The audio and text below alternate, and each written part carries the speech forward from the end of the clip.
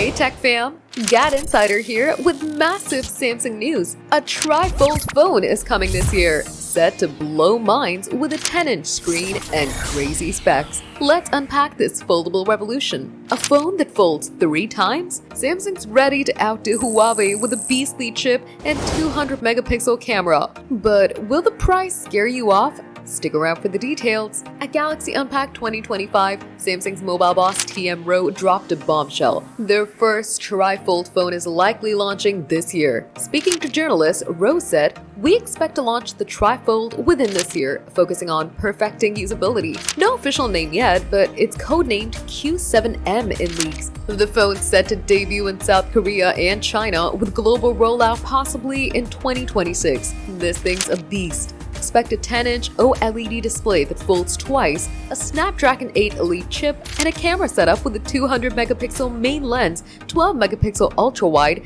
10-megapixel 3x zoom, and 10-megapixel selfie cam. PostOnX hype its inward-folding design for better screen protection compared to Huawei's Mate X2. But here's the kicker. It might cost over 4 million won, roughly $2,922. Samsung's playing it careful.